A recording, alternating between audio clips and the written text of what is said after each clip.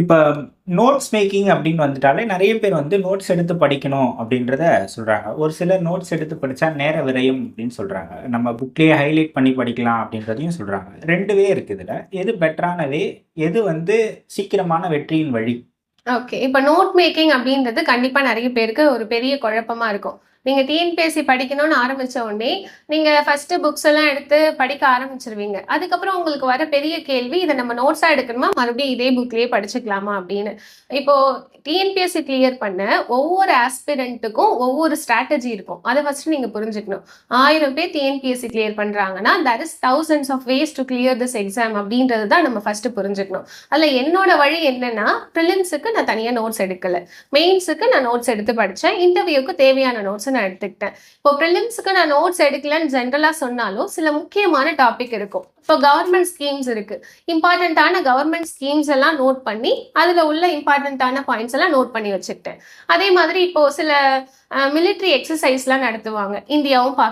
இந்தியாவும் பங்களாதேஷும், இல்ல வந்து இந்தியாவும் மால்தீவ்ஸும், இந்தியாவும் அமெரிக்காவும் சேர்ந்து மிலிட்டரி எக்ஸர்சைஸ், ஏர், நேவி எக்ஸர்சைஸ்லாம் நடத்துவாங்க. இதுலேருந்து ஒரு ஃபேக்சுவல் கொஸ்டின் அடிக்கடி டிஎன்பிஎஸ்சில கேட்பாங்க. அப்போ நான் அதை மட்டும் எடுத்து தனியா எழுதி வச்சுக்கிட்டேன். அதே மாதிரி என்விரான்மெண்ட்ல சில முக்கியமான விஷயங்கள், நெக்ஸ்ட் கரண்ட் அஃபேர்ஸ்ல முக்கியமான விஷயங்கள், இப்போ பாலிட்டியில வந்து நமக்கு ஆர்டிக்கிள், இம்பார்ட்டன்ட்டான அந்த ஆர்டிக்கிள்லாம் கேட்பாங்க இல்லையா, அதெல்லாம் தனியா நோட்ஸா எடுத்துக்கிட்டேன். இப்போ இது எப்படின்னா, டிஎன்பிஎஸ்சியில் ப்ரீவியஸ் இயர் கொஷின் வச்சு கேட்குறதுல முக்கியமான டாபிக்கு நான் நோட்ஸ் எடுத்துக்கிட்டேன். ஸ்கூல் புக்கை ஃபுல்லாக நோட்ஸ் எடுத்து படிச்சேனான்னு கேட்டால் கிடையாது. ஸ்கூல் புக் எல்லாம் நான் அதிலே தான் படித்தேன், அதிலே ஹைலைட் பண்ணி படித்தேன். நோட் மேக்கிங்கோட முக்கியமான விஷயம், உங்களுக்கு அது எக்ஸாமுக்கு முன்னாடி ஹெல்ப் பண்ணணும், ரிவிஷனுக்கு ஹெல்ப் பண்ணணும். நீங்கள் ஃபுல்லாக புக்கை ஃபுல்லாக வந்து நீங்கள் நோட்ஸில் எழுதி வச்சுருந்தாலும் உங்களால் எக்ஸாமுக்கு முன்னாடி அதை ஃபுல்லாக திருப்பி பார்க்குறதுக்கு நேரம் இருக்காது. அப்போ அது வந்து நமக்கு உங்களோட சாய்ஸ்ன்னு சொல்லிடலாம். அதை எடுக்க வேண்டாம்னு என்னால் சொல்ல முடியாது. சிலருக்கு அந்த புக்கில் உள்ளதை அப்படியே எழுதி படித்தாதான் படித்த மாதிரியே இருக்கும், அவங்களுக்கு அது ஓகே. ஆனால் அது மட்டும்தான் வழியும் கிடையாது. உங்களுக்கு தேவைன்னா நீங்கள் நோட்ஸ் எடுத்துக்கலாம், இல்லைன்னா இம்பார்ட்டன்ட் டாபிக்கு மட்டும் நீங்கள் நோட்ஸ் எடுத்துக்கலாம். ஓகே. இப்போ நீங்கள் செல்ஃபாக படித்தேன் அப்படின்னு சொன்னீங்க இல்லையா? இப்போ நிறைய பேர் செல்ஃபாக படிக்கிறாங்க. இப்போ டெக்னாலஜி, யூடியூப், சோஷியல் மீடியா பயன்பாடுகள் மூலமாக நிறைய விஷயங்களை அதில் தெரிஞ்சுக்கிறது மூலமாக நிறைய பேர் செல்ஃபாகவே படிக்கிறாங்க. நிறைய டவுட்ஸ் செல்ஃபாக படிக்கும்போது வரும் இல்லையா? அதை யூடியூப் நிறைய கிளியர் பண்ணுது. இப்போ செல்ஃபாக படிக்கிறவங்க அவங்களுக்கு ஏதாவது ஒரு டிப்ஸோ இல்லை ஆலோசனையோ சொல்லணும்னா என்ன மேஜராக நீங்கள் சஜஸ்ட் பண்ணுவீங்க? கண்டிப்பா செல்ஃப் ப்ரிப்பரேஷன் பத்தி நான் நிறைய பேச முடியும். ஏன்னா நான் வந்து ஒரு செல்ஃப் ப்ரிப்பேர்ட் ஆஸ்பிரண்ட் அப்படின்னு நான் சொல்லலாம். என்னோட காம்படிட்டிவ் எக்ஸாமோட கனவு வந்து காலேஜ் டேஸ்லேருந்தே ஸ்டார்ட் ஆச்சு. அப்போ காலேஜ் டேஸ்லேயே நான் முடிவு பண்ணேன், நம்ம செல்ஃபாக ப்ரிப்பேர் பண்ணி எக்ஸாம் கொடுப்போம். நம்மளுக்கு வந்து ஒரு டாப்பிக்கை படித்து புரிஞ்சுக்கிற அளவுக்குமான ஒரு அறிவு இருக்குது. அப்போ அது சரியான கைடன்ஸ் வச்சு நம்ம கொண்டு போனோம்னா இந்த எக்ஸாமை கிளியர் பண்ண முடியும் அப்படின்னு நான் நினச்சேன். அப்போ செல்ஃப் ப்ரிப்பேர் பண்ணுறப்போ உங்களுக்கு நிறைய டிஸ்ட்ராக்ஷன்ஸும் இருக்குது, அதே சமயம் சில அட்வான்டேஜும் இருக்குது.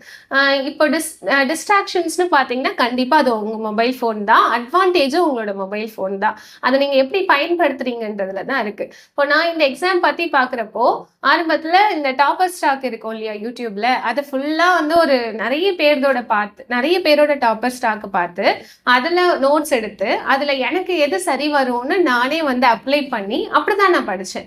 அதே சமயம் வந்து இதில் உங்களுக்கு டிஸ்அட்வான்டேஜ் என்னன்னா, 100 பேர் 100 விஷயம் சொல்கிறப்போ அதில் எது நமக்கானதுன்னு நம்ம சூஸ் பண்ணுறதுல கொஞ்சம் வந்து கஷ்டம் இருக்கும். ஆனால் அதை ஒன்ஸ் நீங்கள் சூஸ் பண்ணிட்டீங்கன்னா உங்களால் அதை சரியாக வந்து ஃபாலோ பண்ண முடியும். செல்ஃப் ப்ரிப்பேர் பண்ணணும்னு முடிவு எடுத்துட்டீங்கன்னா அது நல்ல சாய்ஸ் தான். ஆனால் சோஷியல் மீடியானாலேயோ இல்லை உங்களோட ஆன்லைன் பிளாட்ஃபார்ம்ஸ்னாலேயோ நீங்கள் கன்ஃபியூஸ் ஆகக்கூடாது. ஆரம்பத்தில் சோர்ஸே கிடைக்காது, அதனால கிடைக்கிற சோர்ஸை சரியாக ஃபாலோ பண்ணி எல்லாம் படித்து எக்ஸாம் கிளியர் பண்ணிட்டு இருந்தாங்க. இப்போது n நம்பர் ஆஃப் சோர்சஸ் இருக்குது, நிறைய விஷயங்கள், நிறைய தகவல்கள் வந்து ஓவர்லோட் ஆயிருக்கு இன்டர்நெட்ல. அதுல எது தேவையானதுன்னு சூஸ் பண்றது தான் ஒரு செல்ஃப் ப்ரிப்பேர் பண்ற ஆஸ்பிரண்டோட முக்கியமான வேலையா இருக்கும். ஓகே. இப்போ நான் அடுத்தே அதான் கேட்கலான்னு வந்தேன். இப்போ ஒரு 5 ஆண்டுகளுக்கு முன்னாடி அப்படின்னா நிறைய சோர்ஸ் கிடையாது, லிமிட்டட் சோர்ஸ் தான், எல்லாருமே அதை படிப்பாங்க.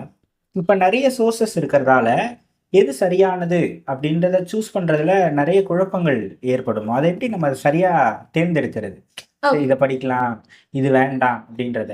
ஓகே. இப்போ சோர்ஸ் சூஸ் பண்ணிட்டீங்கனாலே பாதி வேலை முடிஞ்சிச்சுன்னு தான் நான் சொல்வேன். உங்களோட ப்ரிப்பரேஷன்ல நீங்க என்ன படிக்க போறீங்க, எதுல படிக்க போறீங்கன்றத முடிவு பண்ணிட்டீங்கன்னா, அதுதான் ஒரு பெஸ்ட் டைம் மேனேஜ்மெண்ட்டா இருக்கும். ஏன்னா, இன்னைய வரைக்கும் உங்கள பார்த்துட்டு இருக்கவங்கள்ல நெறைய பேரு, நமக்கு எதுதான் நம்மளோட சோர்ஸ்ன்னு தெரியாமலே எல்லா சோர்ஸ்லயும் படிச்சுட்டு இருப்பீங்க. அதுவும் நீங்க டிஎன்பிஎஸ்சி படிக்கிறீங்கன்னு சொல்லிட்டாலே போதும். உங்களோட சொந்தக்காரங்க, உங்களோட ஃப்ரெண்ட்ஸு, நீங்க தெரிஞ்சவங்க, தெரியாதவங்க எல்லாரும் இந்த புக்கு படி நல்லாருக்கும், அந்த புக்கு படி நல்லாருக்கும்னு சஜஷன்லயே தான் இருப்பாங்க. அதுக்காக ஒவ்வொரு புக்கையும் மாத்திட்டு இருக்க முடியுமான்னு கேட்டா முடியாது. உண்மையிலேயே அது பெஸ்ட் சாய்ஸா இருந்தா நீங்க எடுத்துக்கலாம். அப்போ இதுக்கு உங்களுக்கு எது ஹெல்ப் பண்ணும்னா, இந்த மாதிரி ஏற்கனவே கிளியர் பண்ணியிருக்காங்க இல்லையா? அவங்களோட வீடியோஸ நீங்க பார்த்தீங்கன்னா, அதுலேருந்து உங்களுக்கு ஐடியாஸ் கிடைக்கும். இப்ப சாரல் டாக்ஸ்லயே வந்து நெறைய பேர் ஆல்ரெடி டாப்பர்ஸ் டாக் பேசியிருக்காங்க. அதுல ஒரு 10 வீடியோ எடுத்து ஒருத்தரும் ஒவ்வொரு ஸ்டோரியா இருக்கும். ஒருத்தவங்க செல்ஃப் ப்ரிப்பேர் பண்ணியிருப்பாங்க. ஒருத்தவங்க ஃபர்ஸ்ட் அட்டெம்ப்ட்ல கிளியர் பண்ணியிருப்பாங்க. ஒருத்தவங்க வந்து ஒரு 5 அட்டெம்ப்ட்க்கு அப்புறம் கிளியர் பண்ணியிருப்பாங்க. சிலர் வந்து கோச்சிங் போயிட்டு படிச்சிருப்பாங்க. சிலர் வந்து ஆன்லைன்ல படிச்சிருப்பாங்க, ஆஃப்லைன்ல படிச்சிருப்பாங்க. இதெல்லாம் ஒரு எக்ஸாம்பிள். இத ஒரு 10 டிஃபரெண்ட் ஸ்ட்ராட்டஜிஸ பார்த்தீங்கன்னா, அதுல 70% காமனா தான் இருக்கும். இப்ப நான் சொல்றேன் லக்ஷ்மிகாந்தன். இந்த லக்ஷ்மிகாந்தன்ற வார்த்தையே உச்சரிக்காத டாப்பர்ஸ் ரொம்ப கம்மியான பேர் தான் இருப்பாங்க. அப்போ இத்தனை பேருக்கு இது பயன்படுதுன்னா, கண்டிப்பா நமக்கும் பயன்படும் அப்படின்னு அதுலருந்து சூஸ் பண்ணலாம். அதையும் தாண்டி சில விஷயங்கள் நம்மளா வந்து அத சூஸ் பண்ணி, அது சரி வருது, வரலன்னு எக்ஸிக்யூட் பண்ணி தான் நம்மளால கத்துக்க முடியும். ஓகே. இப்ப நீங்க ஒரு யங்ஸ்டரா இருக்கிறீங்க இல்லையா? இப்ப நெறைய இளம் தலைமுறையினர்களுக்கு நெறைய பாதிப்பை ஏற்படுத்துவது செல்ஃபோனா தான் இருக்கு. செல்ஃபோன்னு சொல்ல முடியாது. சோசியல் மீடியா பயன்பாடு. Instagram, Facebook, WhatsApp இல்ல Twitter, இப்ப X இந்த மாரியான சமூக வலைதளங்கள்ல இல்ல படிக்கிறப்ப எப்படி செல்ஃபோன் பயன்பாட குறைக்கிறது? இல்ல படிப்பு சம்பந்தமாவே எப்படி செல்ஃபோன பயன்படுத்துறது? நீங்க என்ன மாரி ஸ்ட்ராட்டஜி பண்ணீங்க இதுல? ஓகே. கண்டிப்பா இது ஒரு முக்கியமான கொஸ்டினும், கண்டிப்பா நீங்க தெரிஞ்சுக்க வேண்டிய கொஸ்டினும் கூட. இப்போ நான் வந்து இப்போ Instagram யூஸ் பண்றேன். Instagramல என்னோட நான் பேசின வீடியோஸ் எல்லாமே நான் இப்போ போஸ்ட் பண்றேன். YouTube யூஸ் பண்றேன். WhatsApp யூஸ் பண்றேன். ஆனா இதெல்லாம் எப்போ அப்படின்னு கேட்டீங்கன்னா, டிஎன்பிஎஸ்சி குரூப் 2 கிளியர் பண்ணி அப்பாயின்ட்மென்ட் ஆர்டர் வாங்குனதுக்கு அப்புறம் தான் Instagramமே வந்து நான் யூஸ் பண்ண ஆரம்பிச்சேன். அதுதான் உண்மையும் கூட. அதுக்கு முன்னாடி வந்து நான் காலேஜ் டேஸ்ல இருந்து Insta யூஸ் பண்ணல. நான் அதனால உங்கள யூஸ் பண்ணாதீங்கன்னுலாம் சொல்லல. நீங்க எல்லாருமே இப்ப ஜென்ஸி கிட்ஸா இருக்கலாம். உங்களால Instagram இல்லாம இருக்க முடியாம இருக்கலாம். ஆனா, நமக்கு ஏதாவது ஒரு விஷயம் வேணும்னா, கண்டிப்பா நம்ம அத கண்ட்ரோல்ல வச்சிருக்கணும். இப்ப சோசியல் மீடியா பயன்படுத்துறத ஃபுல்லா ரிஜெக்ட் பண்ணிடுங்கன்னு சொன்னா, அது வந்து இந்த ஃபேஷனுக்கும், இந்த சமூகத்துக்கும் சரி வராம இருக்கலாம். ஆனா, அதுல டைம் கண்ட்ரோல் பண்ணணும்னு சொன்னா, அது அவசியமான ஒண்ணு. இப்போ நீங்க Instagram யூஸ் பண்றீங்கன்னா, ஒரு நாளைக்கு எவ்ளோ ஸ்க்ரீன் டைம்ன்றத அதுலயும் உங்களால மேனேஜ் பண்ண முடியும். அப்போ உங்களுக்கு ரொம்ப படிச்சு ட்ரெயினா இருக்கு. கொஞ்ச நேரம் வந்து நீங்க ஆன்லைன்ல ரீல்ஸ் பார்க்கணும், இல்ல வந்து ஸ்க்ரீன் டைம் உங்களுக்கு யூஸ் பண்ணணும்னு நெனச்சீங்கன்னா, ஒரு 1/2 an hour to 1 hour fix பண்ணிக்கோங்க. அதுல நீங்க யூஸ் பண்ணிட்டு மத்த நேரம் படிங்க. அந்த அளவுக்கு உங்களால கண்ட்ரோல்டா, செல்ஃப் டிசிப்ளின்டா இருக்க முடிஞ்சா ஓகே. இல்ல எனக்கு வந்து அது ரொம்ப அடிக்டிவா இருக்கு. அதனால தான் எனக்கு டைமே வேஸ்ட் ஆகுது, டிஸ்ட்ராக்ட் ஆகுது அப்படின்னா தேவையில்ல. அத நீங்க அன்இன்ஸ்டால் பண்ணிடலாம். Instagram அப்படியே தான் இருக்க போகுது.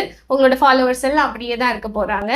எக்ஸாம் கிளியர் பண்ணிட்டு அப்பாயின்ட்மென்ட் ஆர்டர் வாங்கிட்டு உங்களோட ஃபர்ஸ்ட் போஸ்ட்டா வந்து நீங்க அப்பாயின்ட்மென்ட் ஆர்டர் வாங்குனத கூட நீங்க போஸ்ட் பண்ணிக்கலாம். So decision is yours. Okay. இப்ப படிக்கிறது ஒரு பார்ட். நெறைய பேர் படிக்கிறது மறக்குது அப்படின்னு சொல்லுவாங்க. நெறைய பேர் வந்து படிக்கிறது ஞாபகம் இருக்கணும் அப்படின்னா, நம்ம எவ்வளோ வாட்டி ரிவிஷன் பண்றோமோ, அந்த அளவுக்கு நமக்கு ஞாபகம் இருக்கும் அப்படின்னு சொல்றாங்க. இந்த ரிவிஷன்ல வேற ஏதாவது மெத்தட்ஸ் இருக்கா? எந்த மாதிரி ரிவிஷன் பண்ணணும்? எது ரிவிஷனுக்கு பெஸ்ட் வே அப்படின்றத சொல்லுங்க. ஓகே. ரிவிஷன் அப்படின்றது ரொம்ப இம்பார்ட்டன்ட்டான ரோல். நீங்க எவ்வளோ தான் படிச்சாலும், எத்தனை வருஷம் படிச்சிருந்தாலும், எவ்வளோ நோட்ஸ் எடுத்து படிச்சிருந்தாலும், கடைசியா எக்ஸாம்க்கு முன்னாடி எவ்வளோ ஞாபகம் வச்சிருக்கீங்க, எக்ஸாம் ஹால்ல உங்களுக்கு எவ்வளோ ஞாபகம் இருக்கு அப்படின்றது தான். அப்போ அது எப்படி நான் ஒரு வாட்டி படிச்சாலே வந்துருமா அப்படின்னு கேட்டா கண்டிப்பா கிடையாது. மல்டிபிள் ரிவிஷன்ஸ் தான் உங்களோட சக்சஸ்க்கு முக்கியமான காரணமா இருக்கும். உங்களுக்கு வந்து ரிவிஷன் அப்படின்றது நீங்க எப்படி வேணாலும் ஸ்ட்ராட்டஜைஸ் பண்ணிக்கலாம். வீக்லி, மந்த்லி, டெய்லி எப்படினாலும் நீங்க பிரிச்சுக்கலாம். இப்போ ஒரு வாரம் திங்கள்ல இருந்து சனி வரைக்கும் நீங்க படிக்கிறீங்கன்னா, ஞாயிற்றுக்கிழமை ஒரு நாள் ரிவிஷனுக்காக ஒதுக்குறது ரொம்ப பெரிய ஒரு சரியான விஷயமா இருக்கும் அப்படின்னு எனக்கு தோணுது. ஏன்னா நம்மளோட ஹியூமன் மைண்ட் வந்து எல்லாமே வந்து கேட்ச் மெமரியில, அதாவது டெம்பரவரியா தான் நமக்கு ஸ்டோர் ஆகும். அதை மறுபடியும் நம்ம ரீவிசிட் பண்றப்போ தான் அது பெர்மனன்ட் மெமரிக்கு நமக்கு ஸ்டோர் ஆகும். நமக்கு எக்ஸாம்ல நம்ம எவ்வளோ படிச்சாலும் அங்க போய் அந்த 3 மணி நேரத்துல எவ்வளோ நம்மளால ஞாபகம் வச்சுக்க முடியுதோ அதுதான் மார்க்கா கன்வெர்ட் ஆகுது. இப்போ ரிவிஷன் ஸ்ட்ராட்டஜி என்னோடது எப்படி இருக்கும் அப்படின்னா, நான் ஓரளவுக்கு இப்போ இந்த ஒரு வாரம் படிச்சுட்டேன் அப்படின்னா, எனக்கு ஒரு நாள ஃபுல்லா ரிவிஷனுக்கு ஒதுக்குனா, அதுதான் ஒரு ப்ரொடக்டிவான டைமா எனக்கு தெரியும். இல்ல ஒரு 10 நாளா கூட இருக்கலாம். ஒரு 10 நாள் கன்டினியூஸா நான் படிச்சுக்கிட்டே இருக்கேன்னா, ஒரு நாள் ஃபுல்லா வந்து எனக்கு ரிவிஷனுக்கு இருக்கணும். அதே மாரி எந்த விஷயங்கள் அதிகமா எனக்கு மறந்து போகுதுன்னு நான் நினைக்கிறேனோ, அத நான் நோட்ஸா எடுத்து வச்சுப்பேன். அத ஃப்ரீக்வென்ட்டா பார்த்துட்டு இருந்தேன்னா, அது எனக்கு கண்டிப்பா வந்து மெமரியில இருக்கும். இப்போ ஹிஸ்டரியில இம்பார்ட்டன்ட்டான இயர்ஸா இருக்கலாம். பாலிட்டில இம்பார்ட்டன்ட்டான ஆர்டிகிள்ஸா இருக்கலாம். எக்கனாமிக்ஸ்ல இம்பார்ட்டன்ட்டான ஸ்கீம்ஸா இருக்கலாம். இதெல்லாம் எல்லாருக்குமே மறந்து போகும். அப்ப இதெல்லாம் வந்து நம்ம ஒரு சின்ன நோட் பேட் மாதிரி நோட் பண்ணி வச்சுக்கிட்டோம்னா, ஒரு ஃப்ரீ டைம்ல ஒரு காஃபி குடிச்சிட்டு இருக்கிறப்போ, இல்ல ஒரு டிவி பார்த்துட்டு இருக்கிறப்போ, அந்த நோட்ஸ் எடுத்து நம்ம ரீவிசிட் பண்றதுனால, அது நம்மளோட மெமரியில ஸ்ட்ராங்கா இருக்கும். ஓகே. நான் இவ்வளவு பேர் இன்டர்வியூ எடுத்ததுல தெரிஞ்சுக்கிட்டது, நம்ம நல்லா ரிவிஷன் பண்ணியிருந்தாலும் சரி, நிறைய டெஸ்ட் பேட்ச் போட்டிருந்தாலும் சரி, அந்த தேர்வு அறையில இந்த 3 மணி நேரத்த யார் சரியாக அல்லது யார் ரொம்ப ப்ரெஷர் கம்மியா எடுத்துக்கிட்டு ப்ரெஷரை கரெக்ட்டா ஹேண்டில் பண்றாங்களோ, அவங்க தான் ஜெயிக்கிறாங்க. ப்ளஸ் தெரிந்த கேள்விகள்ல தவறு பண்ணாம இருக்கிறவங்க வெற்றியாளரா இருக்கிறாங்க. குரூப் 4, குரூப் 2 ப்ரிலிம்ஸ்க்கு சொல்றேன். ஸோ எக்ஸாம் ஹாலை எப்படி கையாள்றது அப்படின்றத சொல்லுங்க. அந்த 3 மணி நேரம் தான் நம்மளுக்கு நேரத்த குடுத்துருக்காங்க. அந்த நேர மேலாண்மை எப்படி பண்றது? அந்த இப்ப கொஸ்டின் தெரியலைன்னா ஒரு ப்ரெஷர் ஏற்படும் இல்லையா? அந்த ப்ரெஷர் எப்படி ஹேண்டில் பண்றது? இது 2த்தையுமே சொல்லுங்க. ஓகே. டைம் மேனேஜ்மெண்ட் அப்படின்றத பத்தி தான் நம்ம பேச போறோம். அந்த டைம் மேனேஜ்மெண்ட் ப்ரிப்பரேஷன் அப்போ எவ்வளோ முக்கியமோ, அதே அளவு வந்து எக்ஸாம் அன்னைக்கும் முக்கியம். அந்த 3 மணி நேரத்த நீங்க எப்படி வந்து ஹேண்டில் பண்றீங்க அப்படின்றத உங்களோட ரிசல்ட்ட, இத்தனை நாள் உழைப்ப வந்து டிசைட் பண்ணும். அத வந்து அன்னைக்கு போய் முடிவு பண்ணிட முடியுமான்னு கேட்டா முடியாது. அப்ப அதுக்கு தான் நீங்க என்ன செய்யணும்னா, நெறைய டெஸ்ட் பிராக்டிஸ் பண்ணணும். டெஸ்ட் பிராக்டிஸ் பண்றதுலயும் சிலர் என்ன பண்ணிடுறீங்க, ஆன்லைன்ல டெஸ்ட் என்ரோல் பண்ணிடுறீங்க. அவங்க என்ன பண்ணுவாங்க, மெயில்ல கொஸ்டின் அனுப்புவாங்க. நீங்க டவுன்லோட் பண்ணி வீட்ல உட்கார்ந்து எழுதி OMR அனுப்புவீங்க. அத நீங்க வந்து ஜென்யூனா பண்றீங்க, இல்ல நல்லா ஸ்கோர் பண்றீங்க, அதெல்லாம் ஓகே. ஆனா ஒரு ஆஃப்லைன்ல நெறைய பேர் கூட பெஞ்ச்ல உட்கார்ந்து நம்மளோட காம்படிட்டர்ஸோட எழுதுற அந்த எக்ஸ்பீரியன்ஸ ஒரு ஆன்லைன் டெஸ்ட் குடுக்காது. நீங்க நெறைய டெஸ்ட் பிராக்டிஸ் பண்ணணும். அதே சமயம் அதே மாதிரி எக்ஸாம் சென்டர்ல போய் நீங்க எழுதுனீங்கன்னா நல்லது. இப்போ எக்ஸாம்ஸ் நீங்க ஒரு டெஸ்ட் சீரிஸ் மட்டும் என்ரோல் பண்ணி படிக்கிறீங்கன்னு எடுத்துப்போம். அது ஆன்லைனா இல்லாம ஆஃப்லைனா இருக்கிற மாதிரி பார்த்துக்கிட்டீங்கன்னா ரொம்ப நல்லா இருக்கும். அப்போ உங்களுக்கு என்ன ஆயிடும், நீங்க இங்கேயே வந்து ஒரு 25 டெஸ்ட் எழுதிட்டீங்க அகாடமிஸ்ல போயிட்டு. அப்போ ஒரு 26வது நாளா தான் அது இருக்கும். அதுக்கு ஆல்ரெடி உங்களோட பிசிக்கலா, மென்டலா நீங்க ப்ரிப்பேர் ஆயிருப்பீங்க. அந்த 3 மணி நேரத்தை எப்படி பயன்படுத்தலான்றத நீங்க பிராக்டிக்கலா வந்து உங்களுக்கு தெரியும். இப்போ நான் வந்து தியரிட்டிக்கலா இதை இப்படி பண்ணுங்க, அப்படி பண்ணுங்கன்னு சொல்றதுக்கும், அதை நீங்களே எக்ஸ்பீரியன்ஸ் பண்ணிட்டு அதுக்கப்புறம் போய் எழுதுறதுக்கும் நிறைய வித்தியாசம் இருக்கு. இந்த ப்ரிப்பரேஷன்ல நீங்க நோட் மேக்கிங் முக்கியம், செல்ஃப் டிசிப்ளின் முக்கியம், கன்சிஸ்டன்சி முக்கியம்னு எவ்வளவு சொல்றோமோ, டெஸ்ட் பிராக்டிஸ் அதை விட ரொம்ப ரொம்ப முக்கியம். அதே மாதிரி ரிவிஷனும் முக்கியம். இவ்வளோ நேரம் நம்ம ப்ரிலிம்ஸ் குறித்து பேசிட்டு இருந்தோம். ப்ரிலிம்ஸ் படிக்கிறவங்க இல்லை ப்ரிலிம்ஸ் எழுத போகிறவங்களுக்கு ஃபைனலாக உங்களோட மெசேஜை சொல்லுங்கள். ஓகே. ப்ரிலிம்ஸ் இது வந்து குரூப் 4, 2, 1 இது எல்லாத்துக்குமே பொருந்தும். Objective type exam. ஒரு 200 கொஸ்டின் இருக்குன்னா, அந்த 200 கொஸ்டின்ல ஒரு மைண்ட் கேம் அப்படின்னு சொல்லலாம். அந்த 3 மணி நேரத்துல அந்த 200 கொஸ்டின் நீங்க எப்படி ஹேண்டில் பண்றீங்க? டிஎன்பிஎஸ்சியை பொறுத்த வரைக்கும் நெகட்டிவ் மார்க்கிங் கிடையாது. அதனால நீங்க 200 கொஸ்டினுக்குமே ஆன்சர் பண்ண தான் போறீங்க. அந்த 4 ஆப்ஷன்ல தான் உங்களுக்கான ஆன்சரும் இருக்கு. இதுல நீங்க படிச்ச நாலேஜும் உங்களுக்கு ஹெல்ப் பண்ணணும். அதே சமயம் பிரசன்ஸ் ஆஃப் மைண்டும் உங்களுக்கு ஹெல்ப் பண்ணணும். நீங்க ஒரு கொஸ்டின் படிக்கிறீங்கன்னா, அதுல இந்த 3 ஆப்ஷன் இந்த கொஸ்டினுக்கு ஆன்சரா இருக்காதுன்னு எலிமினேட் பண்ணீங்கன்னா, அதுவே நிறைய கொஸ்டினுக்கு உங்களுக்கு ஆன்சர் பண்றதுக்கு ஹெல்ப் பண்ணும்.